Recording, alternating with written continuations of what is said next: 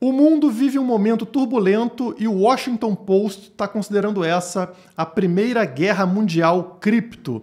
Eles falam disso porque é a primeira vez na história que todos os países estão entendendo as vantagens de uma moeda sem fronteiras e sem controle centralizado. Estamos falando aqui principalmente do Bitcoin. E eles trouxeram aqui alguns exemplos da importância do Bitcoin nesse momento que a gente passa, a doação de milhões de dólares em criptomoedas para pessoas ao redor do mundo, pessoas que estão tendo dificuldade de se manterem, né, de terem proteção do seu capital, como eu citei no início do vídeo, caminhoneiros no Canadá tentando protestar tiveram contas bloqueadas, tiveram que recorrer ao Bitcoin para se manter, receberam doações em Bitcoin, ucranianos recorrendo ao Bitcoin de forma a escapar das garras ali do governo local, que também está congelando, proibindo uma quantia alta em saque, com o interesse de manter a população aprisionada ali dentro, principalmente os homens, né? E aí, na hora que eles têm acesso ao Bitcoin, eles conseguem escapar. Tem casos de jornalistas, por exemplo, que estavam presos na Ucrânia sem acesso à conta bancária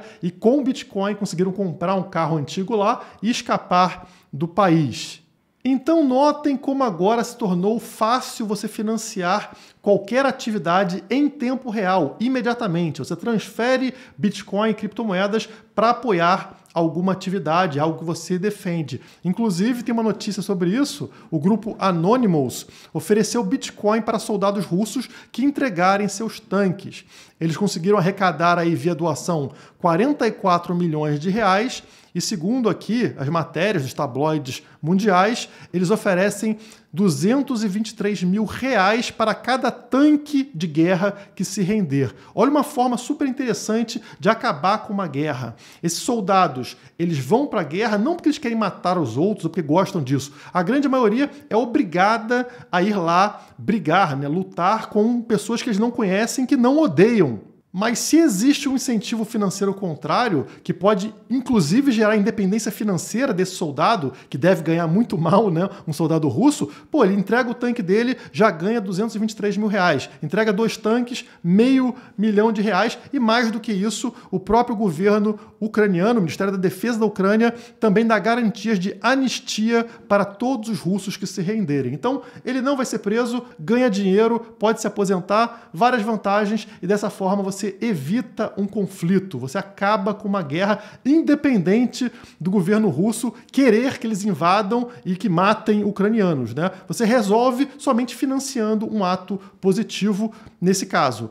Mas como a matéria comenta aqui, esses atos, eles podem ser positivos ou negativos. Nada assegura que não existam grupos aí violentos ou grupos ignorantes que vão financiar coisas idiotas e essas coisas idiotas vão se voltar contra a gente. Então, quer dizer, ao mesmo tempo que as criptomoedas podem financiar atividades positivas, elas podem também financiar atividades negativas, como acontece com qualquer dinheiro. Dinheiro é somente uma ferramenta. Uma ferramenta pode ser usada para o bem ou para o mal. Você pode usar um martelo para bater um prego na parede ou para dar na cabeça de outra pessoa. Mas existe uma vantagem aqui com relação às criptomoedas que não existe no sistema tradicional. Hoje, a pessoa não dá R$1 para interferir na sua vida de forma idiota. Como é que ela faz isso? Com o voto.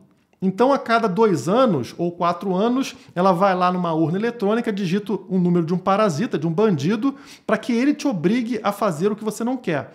Então, quer dizer, se 51%, se a maioria achar que tem que ir para um lado, os 100% serão obrigados a ir naquela direção. Se for uma direção idiota, todo mundo vai naquela direção. Isso é péssimo, é um atraso gigante. A forma de reverter esse processo é esperar 4 anos numa próxima eleição e quem sabe, se você tiver sorte, você ficar com a maioria e conseguir colocar as coisas na outra direção. Mas aí é só voltar para o que você já piorou, né? 4 anos para lá, 4 anos para cá, não saiu do lugar. Eu vou dar um exemplo recente do que eu estou falando. Saiu aqui uma enquete da Jovem Pan fazendo a seguinte pergunta, pessoal.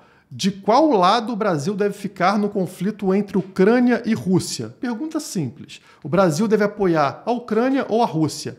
Acreditem se quiser, tivemos aqui 53.458 votos e 51% dos votos falaram que o Brasil deve ficar do lado da Rússia.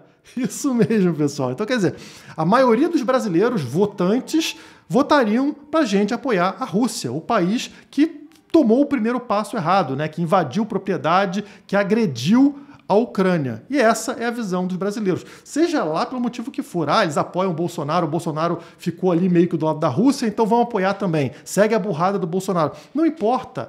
Esse seria o resultado para 100% dos brasileiros. Se isso aqui fosse uma votação, por exemplo, para eleger um político. Então direcionariam o voto num político que apoie a Rússia. Um completo absurdo, porque 100% das pessoas serão obrigadas a seguir isso. Isso não acontece no financiamento direto, instantâneo, por meio das criptomoedas. Se você não concorda com isso, você dá o seu dinheiro na outra direção. Você dá dinheiro, por exemplo, para os ucranianos se protegerem de um ataque russo e não tem nada que os outros 51% possam fazer contra você.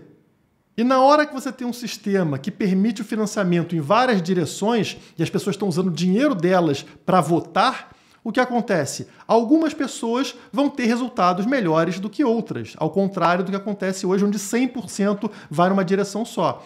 E isso influencia com que aqueles que votaram errado, colocaram seu dinheiro num sentido negativo, eles mudem de ideia e comecem a apoiar o lado correto. Então, é muito melhor um sistema onde existe esse aprendizado, existe uma concorrência e as pessoas pouco a pouco vão entendendo qual é o lado que traz melhores resultados.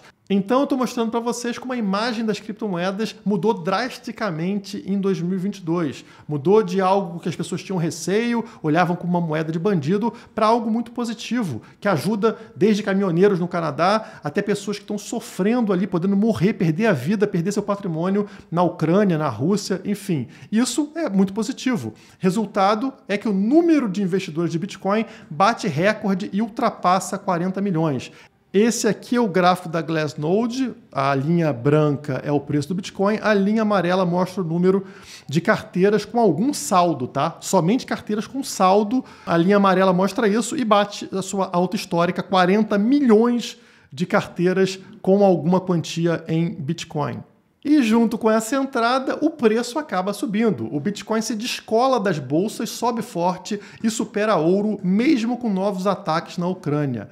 Ele registrou ontem a maior alta em um ano, avançando 15% no dia, ultrapassando os 44 mil dólares. Já as ações do S&P 500 e da Nasdaq operaram em baixa, caindo aqui ao redor de 0,5%. Na Europa, o índice Stocks das 600 maiores empresas de 17 países europeus caiu mais de 1,5%. O ouro também está muito abaixo do Bitcoin nesse rally, subiu somente 1% no dia de ontem. Então está acontecendo um descolamento muito grande entre Bitcoin e os outros ativos. E nesse gráfico fica evidente o descolamento do Bitcoin a partir do início dessa guerra. Está aqui o Bitcoin, nesse topo aqui. Olha a diferença dele para outros ativos. Óleo, ações, S&P 500, ouro, entre vários outros que estão aqui. Então, quer dizer, realmente o único ativo que está protegendo a gente nesse momento é o Bitcoin.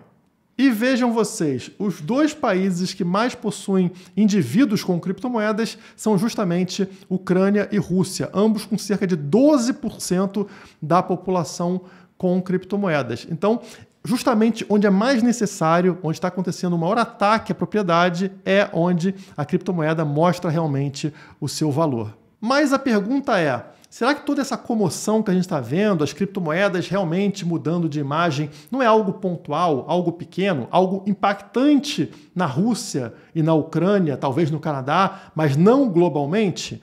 Para a gente descobrir isso, a gente tem que pegar os dados da blockchain para analisar o que vem acontecendo. E quem fez isso foi a Glassnode, no seu último relatório, que o portal do Bitcoin traduziu para a gente.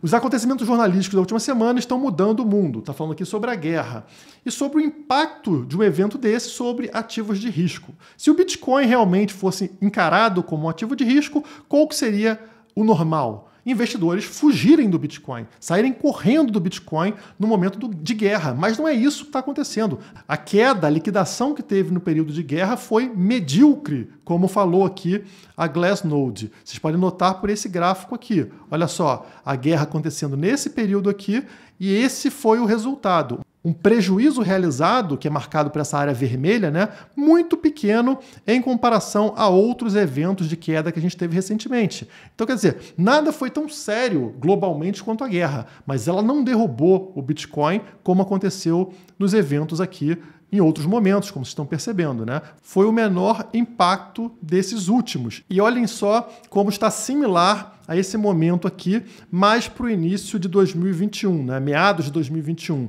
Então a gente teve essa queda forte no preço do Bitcoin, gerando aqui, ó, essa perda realizada, esse prejuízo realizado, número 1, na sequência um prejuízo mais fundo, o 2 aqui, e depois teve um prejuízo aqui bem menor, um 3, na sequência o preço voltou a subir com tudo. A gente está tendo o mesmo processo, ó. Tivemos um 1, né, aqui durante a queda, um 2 mais fundo, ou seja, um prejuízo realizado mais forte, e nesse 3 bem curtinho, parecido com esse momento, que foi exatamente o que precedeu uma subida forte de preço. Será que vamos repetir esse padrão? Outra coisa avaliada é se os investidores estão jogando o Bitcoin dentro das exchanges, dentro das corretoras ou não. Se eles fazem isso, se eles depositam nas exchanges, o interesse deles é na venda do Bitcoin. Isso gera uma força vendedora e o preço tende a cair. Mas não é o que a gente está vendo nesse momento. Vocês vão perceber nesse gráfico aqui, a linha rosa é o número de depósitos nas corretoras, depósitos de Bitcoin,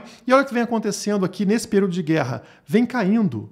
Ou seja, as pessoas estão diminuindo a quantia de Bitcoin que elas injetam nas exchanges, ao mesmo tempo que os saques permanecem no mesmo nível aqui, ó. Então, é interessante. Se você mantém o saque no mesmo patamar e os depósitos estão caindo, significa que essas pessoas estão mais confiantes com relação ao Bitcoin. Estão guardando seus Bitcoins em carteira, algo que tende a elevar o preço do Bitcoin. E no momento de guerra, pessoal. Estou falando novamente, no momento de guerra, quando é a hora que todo mundo deveria estar com medo do Bitcoin, não é o que está acontecendo. As pessoas estão olhando para o Bitcoin como algo seguro e não como algo arriscado. Isso é inédito. E aquelas moedas compradas há mais de um ano atrás, será que elas estão sendo vendidas nesse momento? Será que o pessoal holder mais antigo está aproveitando para se desfazer dessas moedas?